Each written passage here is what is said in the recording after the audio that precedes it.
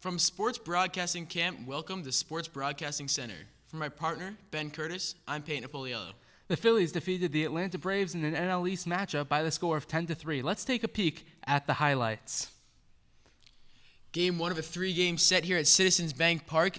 Freddie Galvis stealing third. It's overthrown by Kurt Suzuki, and the Phillies are going to jump ahead to an early 1-0 lead here in the bottom of the first. Julio Teheran is the ace of the Atlanta Braves, but facing Aaron Altair here, he gives up a big home run. That's going to find the upper tank of Citizens Bank Park, and Philadelphia has doubled their lead. It's 2-0.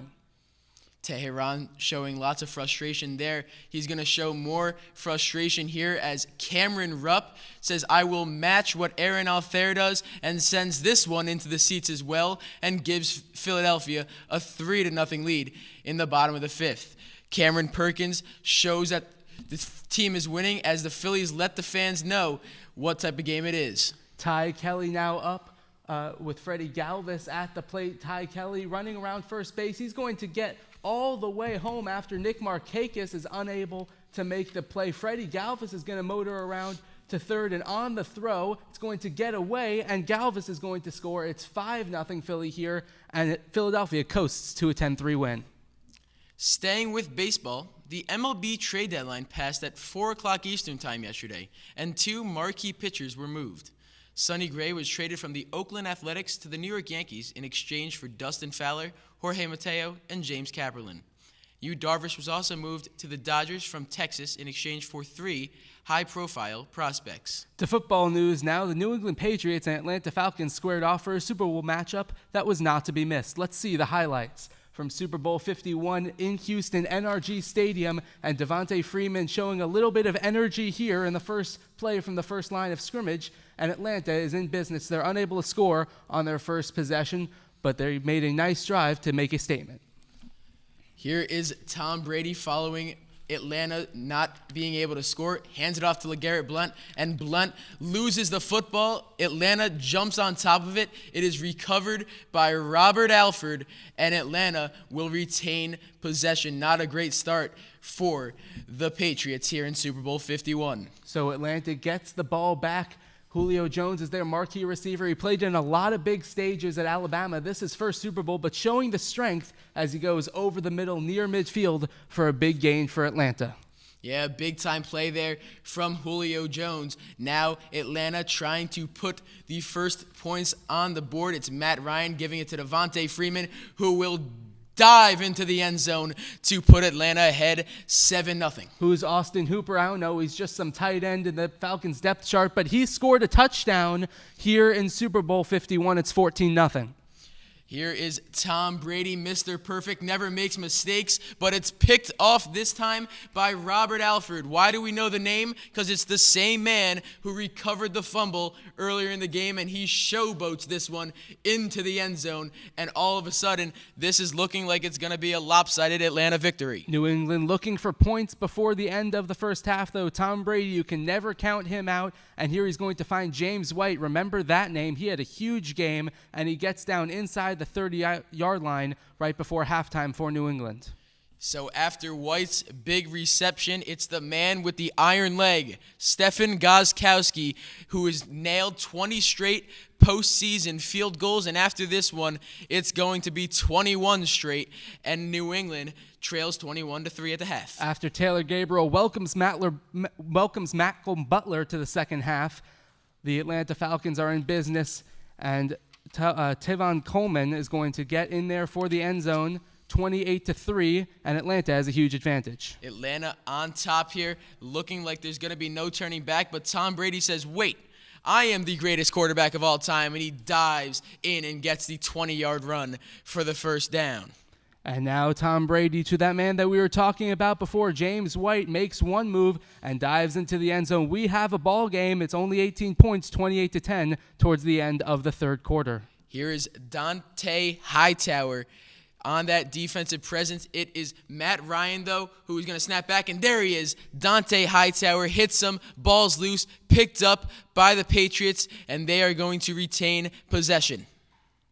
Now Tom Brady and the Patriots looking to capitalize, and they find Danny Amendola to make it an even closer game. Now they need the 2-point conversion Tom Brady calls the audible with all the pressure on him. They're going to go into the Wildcat, and James White is going to barrel it in. It's all of a sudden a one-possession game.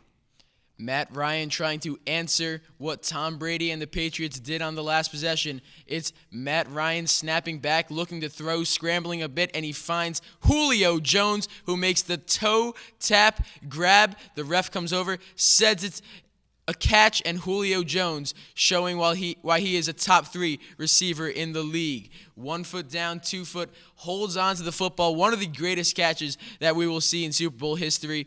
An absolute insane grab in a clutch situation, and Julio Jones comes up big. Speaking of insane grabs and clutch situations, Julian Edelman is going to follow the ball after it gets deflected off of an Atlanta Falcon player. 3 red shirts are grabbing for the ball, but it's Julian Edelman's football, and New England continues to be in possession after that phenomenal catch from Julian Edelman. Lost control of it for a moment, but was able to hang on. You can show from as many different angles as you want, but still one of the most impressive catches in Super Bowl history. And you know that Tom Brady and the Patriots are going to capitalize. James White once again barreling it in from the 1-yard line to make it a 2-point game, and then the 2-point conversion to try to tie it.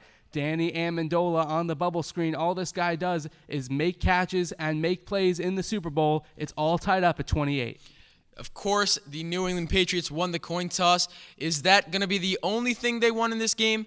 I don't think so. Tom Brady gives it to James White, and just like that, he barrels into the end zone, and your Super Bowl 51 champions are the New England Patriots. Moving to the NBA now, Kyrie Irving told the Cleveland Cavaliers last month that he wants out of Cleveland. Irving, a 4-time All-Star, listed Minnesota, Miami, San Antonio, and New York as desired landing spots. Reports have indicated that 6 teams have made offers for Irving. That's going to wrap it up. Thank you for watching Sports Broadcasting Center. From my partner, Ben Curtis, I'm Peyton Napoliello. Have a great night. Hi, I'm Noah Jaffe, and I'm here with Peyton and Jackson. And we're watching the no, that's terrible. Welcome back to the National Championship. I'm here with Noah Jaffe and Peyton Napoliello. It's 74-71. Villanova's leading North Carolina, 13.5 seconds left here in this National Championship game. And the crowd here is just electric. They're just itching to see who's going to win this championship. North Carolina down 3 and Villanova up 3. So yeah, the students from Villanova rocking the house. They know how important this means to them. You can see all the nervous faces there for North Carolina. They're in need of a 3. We'll see if they can knock one down. It's going to be interesting to see who Roy Williams goes for this shot. Yeah, I would look for either the senior Marcus Page or the sophomore Joel Berry to take the shot. Those are the 2 shooters on the floor. Justin Jackson could also hit the 3 ball, but Marcus Page or Joel Berry is the best option. It's Joel Berry with the ball out in front for North Carolina, looking to get a shot off. It's going to be Page going up, and he nails that shot. It ties the game up 4.7 here, and the game is all tied up 74-74 in the National Championship. this is one of the most eventful games I've seen in my years of broadcasting, and I am so excited to see how this one is going to end. Is it going to go into overtime? We do not know, but Villanova is going to take a timeout here, and I'm just excited. Yeah, crazy shot from Marcus Page. Like I said, the senior, he has ice in his veins. He's been here. This isn't his first rodeo. The double clutch, getting it off and knocking it down. So clutch from Marcus Page. And Roy Williams wants to talk over their defensive strategy. And here it's going to be interesting to see, now that this game has just been tied up, a huge momentum shift. Who's Villanova going to be looking towards to go for their shot? Well, Archie Diacono, the senior, he's come up clutch over and over again for Villanova, so I wouldn't be surprised to see him. Josh Hart could also hit it. I'd be surprised if they went to the freshman Jalen Brunson. Oshefu's not really a scorer, but Chris Jenkins, he could also hit the 3 ball. So Hart, Jenkins, or Archie Diacono, those are all 3 options for Villanova. Neither one is really a bad one. And you could see Michael Jordan there celebrating at his alma mater. He thinks he's about to win, but basketball, it could always change. Now, with just 4.7 seconds left in this game, they're going to need to make a quick play. What kind of play do you think they're going to set up here? Well, I would see them possibly getting the ball to Arcidiacono or Brunson and trying to let him run down the court. You probably have enough time for 1 or 2 passes once you get across midcourt. I would be surprised if they went straight to the basket with Arch. We'd have to see if they try and find somebody open outside. Right. I also sort of find it unlikely that they might be shooting a 3. I think that it's easier to shoot a mid-range than just shoot the 3. Sort of like Christian Leitner. Now, the Villanova's setting it up, an obvious full-court press is looking like for North Carolina. About to get the game started, but there's a little bit of confusion there on the sidelines. Yeah, it looks like Daniel O'Sheffu is calling over the mop boy, pointing out a location. Yeah, you see the ref and Daniel O'Sheffu both talking it over. Both coaches putting in their final adjustments right here with the play that's going to decide the national championship. And there's O'Sheffu taking them off himself. Yeah, Daniel O'Sheffu. Look at that. He wants to get this thing moving along here. He says, "Come on, no time for games. We got a national championship to win." Right. It's 4.7 seconds. Have taken 10 minutes just to get through. So.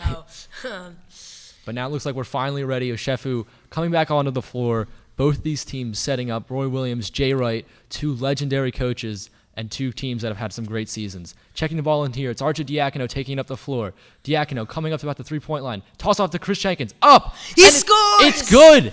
It's good! Villanova, 77-74. Nova are the champions. Streamers raining down here in Houston.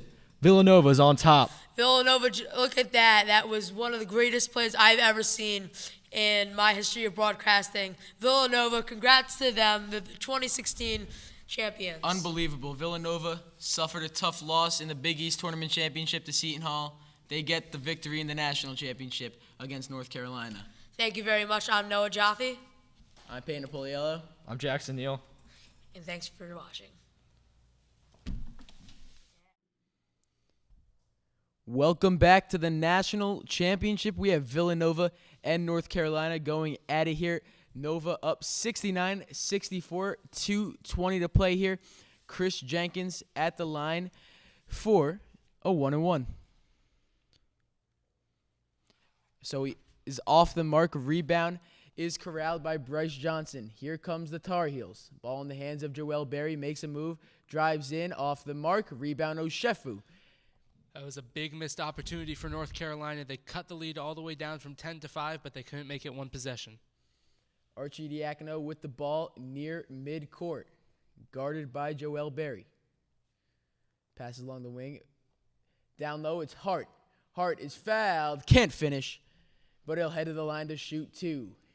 Unusual for Villanova to go inside. That's been UNC territory all game long, but the Wildcats are able to get in there. Jay Wright with a phenomenal play drawn up. And Josh Hart, National Player of the Year candidate, a guy Villanova wants to get to the line late in the game. A good play. Head coach Jay Wright would have liked to see him finish it, but either way, 9 points on the day. He's shooting 2 right here. So the first from Hart is off the mark. Well, Wright has taught Hart to be very good from the field, but he's only a 75% free throw shooter. That's not usually the kind of numbers that you see from a guard of this caliber. Absolutely. Jay Wright emphasizes the importance of knocking down foul shots, and having a player like Josh Hart on your team, you would expect him to be a little higher than 75%. The second foul shot, though, is indeed good, so Villanova will take a 70-64 lead here with just under 2 minutes to play.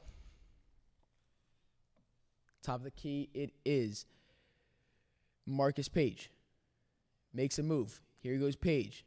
Driving, and he's blocked by Mikal Bridges, the freshman, with a big-time block there on the senior Marcus Page. Well, here comes that paradigm shift again. I mentioned how UNC was going inside all game long, but now they're getting dominated. Page knocks it down from the corner. Timeout called. Marcus Page, the senior, comes up in a big situation there to cut the deficit to just 3.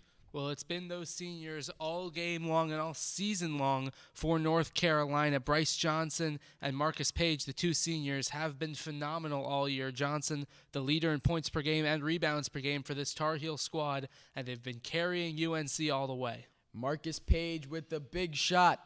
Who's going to be able to pull this one out? It's 70-67. So Ben, we look at these two teams here. Two pretty evenly matched teams. North Carolina 33-7 on the year. They went 14-4 in conference play. Do you think that they have the upper hand on Nova?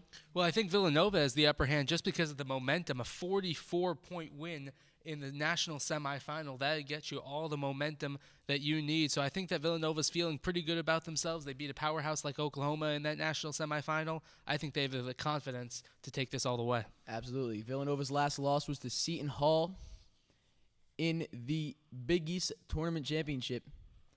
That was one of two losses that they had in conference play. Here is Arcidiacono. Trapped, and he throws it away, and it'll be Villanova ball.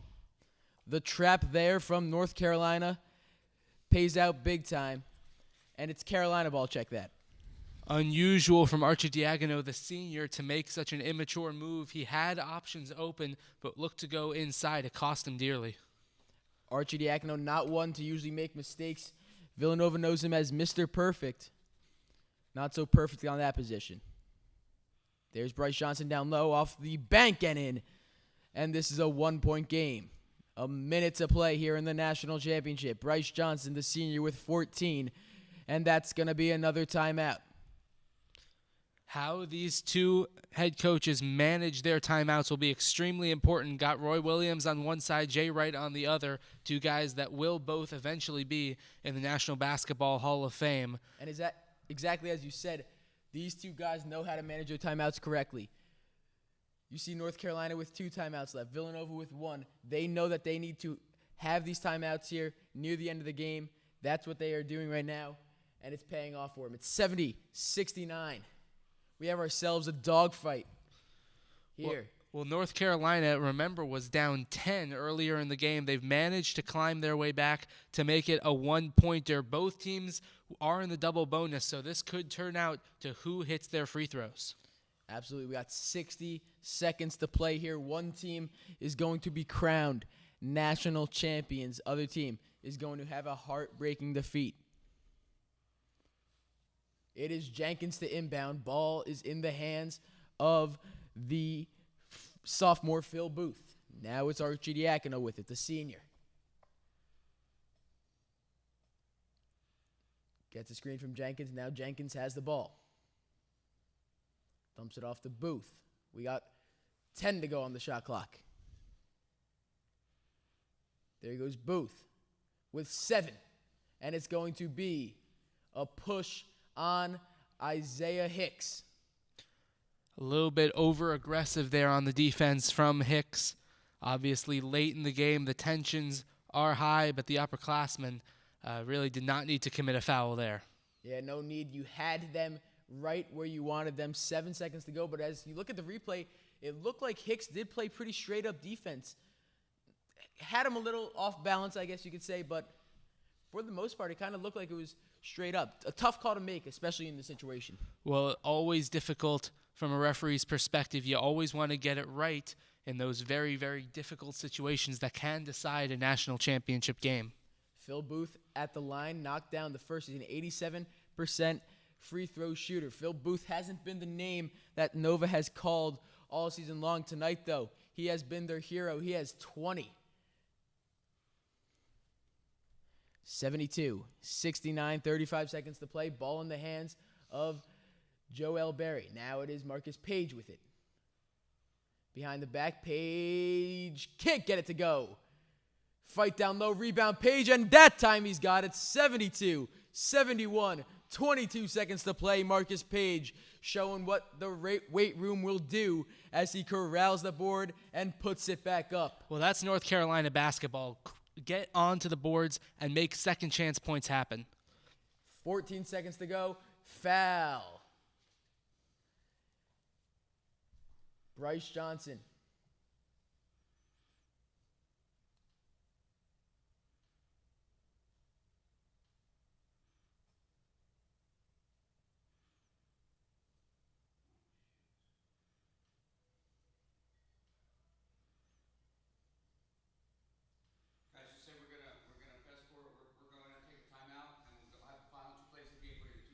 We're going to take a timeout. We'll have the final 2 plays of the game for you in a moment.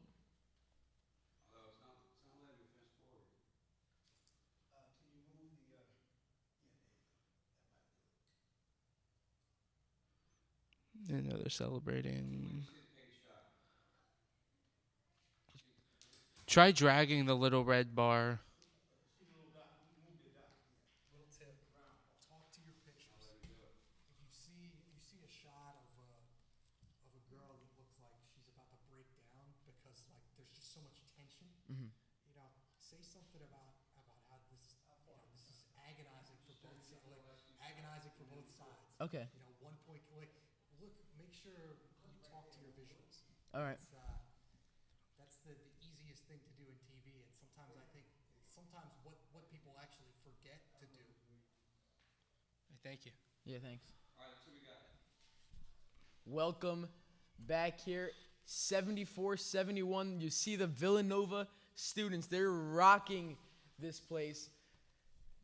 North Carolina trying for a prayer here. 13 seconds to go. They want to just at least have a shot at tying this thing up. Ben. Well, that Nova student section has reason to be excited, and that North Carolina student section has reason to be anxious. Villanova's in the driver's seat here with 14 seconds to go, 13 and a half left on the clock. UNC, I would say, needs a 3. I don't think that best possible shot works with this late in the game, especially how good Nova has been from the free throw line. 13 seconds to go. Ball in the hands of Joel Berry. We have 8 to play. It's Page. Gonna double clutch. Page, yes! Marcus Page ties it up with 4.7 to play. What a shot from Marcus Page, and we're all even. And this is why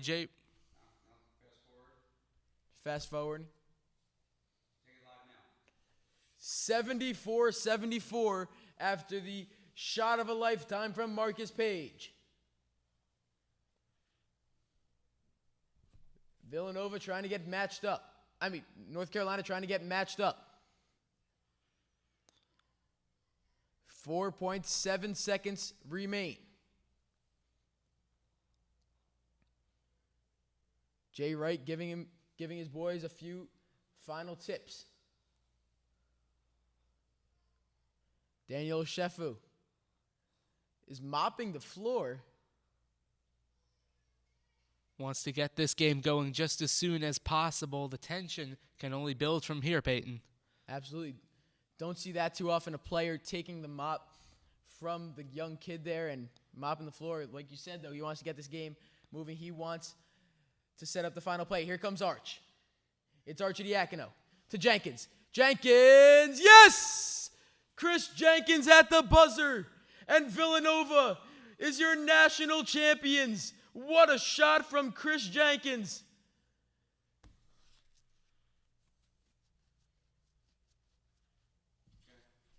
I didn't know we were ending.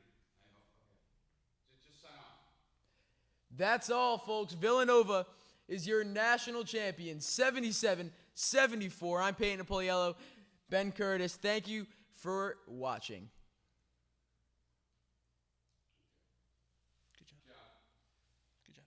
Hello, everybody, and welcome back to SportsCenter. I'm Peyton Napoliello alongside my partner, Ben Curtis. We're going to talk about the NFC East today.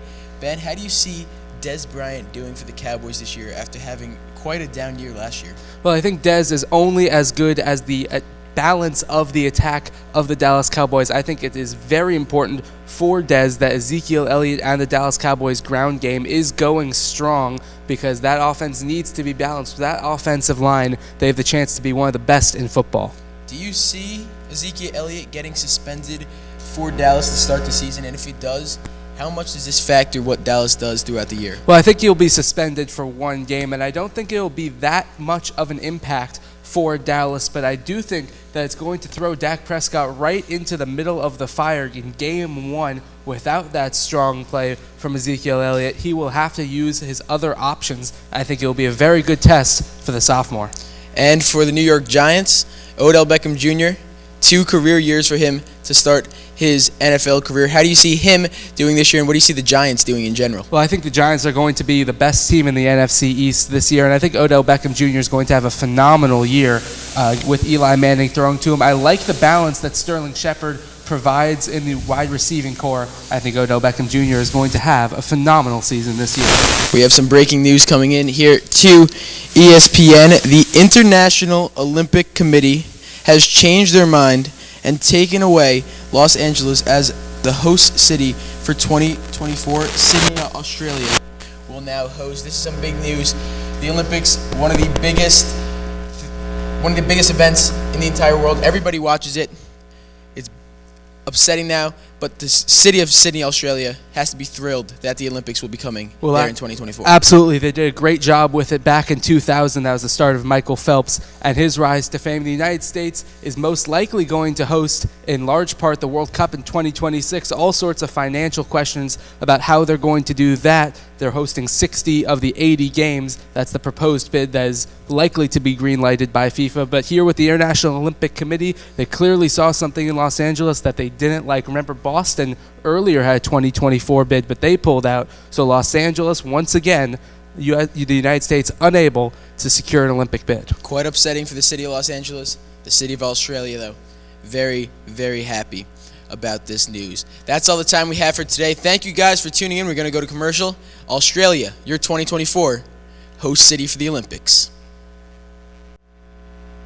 I just spoke to head coach Ben McAdoo, and he told me that he believes the signing of Brandon Marshall will make the team more of a red zone threat this year. It'll be interesting to see if it pays off for New York. Reporting in Philadelphia.